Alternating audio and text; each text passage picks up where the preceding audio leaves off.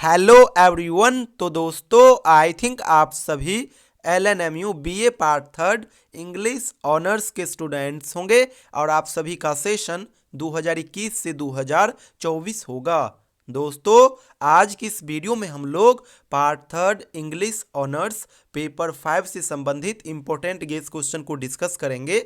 आप सभी स्टूडेंट्स अपने फाइनल एग्जामिनेशन के लिए पेपर 5 के लिए इन सभी गेस क्वेश्चन को बढ़िया से जरूर कवर कर लीजिएगा, क्योंकि ये क्वेश्चन न केवल इंपॉर्टेंट है बल्कि आपके एग्जामिनेशन में आना लगभग तय है। दोस्तों आप सभी को पता होगा पेपर 5 में ग्रुप वाइज क्वेश्चन पूछे जाते हैं और हर एक ग्रुप का अपना अपना पैटर्न है। तो चलिए हर एक ग्रुप से मैं आपको इंपॉर्टेंट गेस क्वेश्चन बताता हूं। तो सबसे पहले हम आ जाते हैं ग्रुप ए में। ग्रुप ए में जो सवाल पूछा जाएगा ये पूछा जाएगा क्रिटिसिज्म से।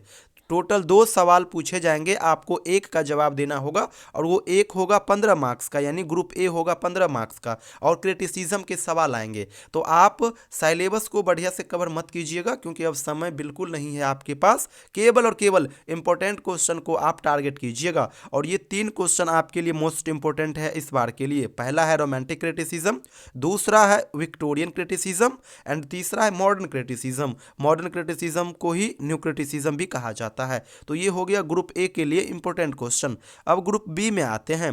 ग्रुप बी में जो सवाल आएगा ये आएगा इंडिविजुअल क्रिटिक से। साधारण भाषा में समझो, पोएट से सवाल यहाँ पे आएंगे और यहाँ पे भी 2 सवाल आएंगे, एक का ही जवाब आपको देना होगा और वो एक होगा 15 मार्क्स का, यानी ग्रुप बी भी 15 मार्क्स का ही होगा।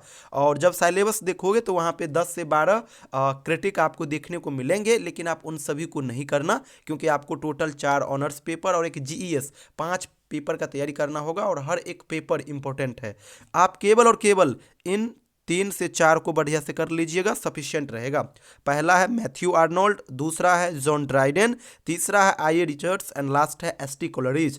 इन तीनों चारों को बढ़िया से कर लीजिएगा, ग्रुप बी भी आपका कवर हो जाएगा।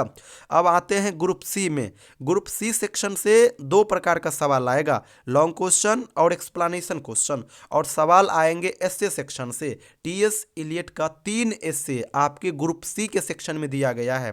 पहला एसए है ट्रेडिशन एंड इंडिविजुअल टैलेंट, दूसरा है फंक्शन ऑफ क्रिटिसिज्म एंड तीसरा है फोंटाइट्स ऑफ क्रिटिसिज्म।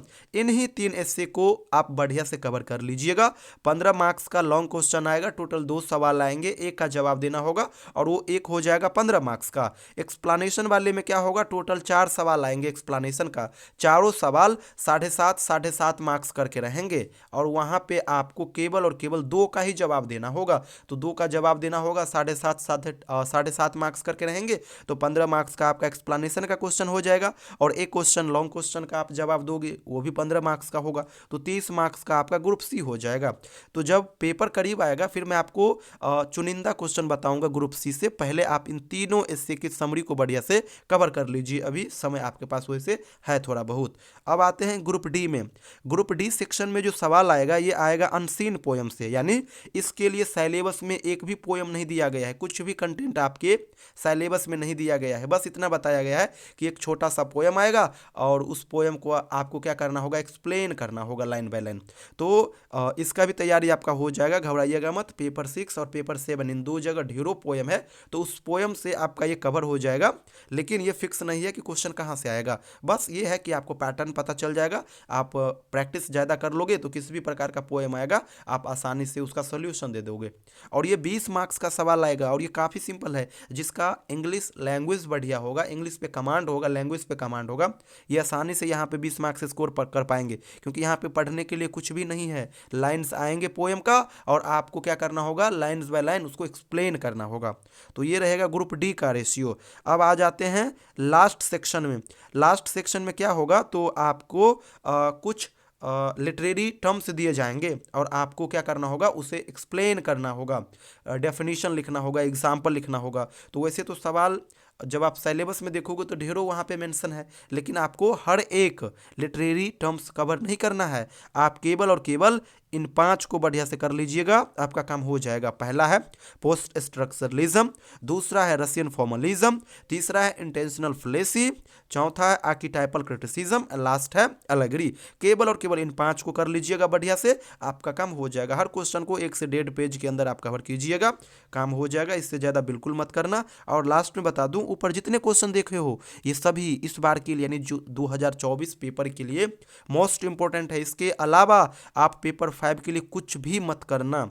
और ऊपर जितने क्वेश्चन बताया हूँ ग्रुप ए से लेकर के ग्रुप ई तक, इन हर एक क्वेश्चन का सिंपल लैंग्वेज में हैंड रिटेन नोट्स का पीडीएफ हमारे पास अवेलेबल है। अगर आपको चाहिए तो आप ले सकते हैं। साथ ही साथ पार्ट 3 के अंदर जो 4 ऑनर्स पेपर होता है और एक जीईएस का पेपर होता है, इन 5 पेपर का हम लोग अभी फिलहाल तैयारी भी करा रहे हैं और एक छोटा सा ऑनलाइन बैच रन कर रहे हैं और इसके माध्यम से इन 5 पेपर को बढ़िया से कवर कराएंगे।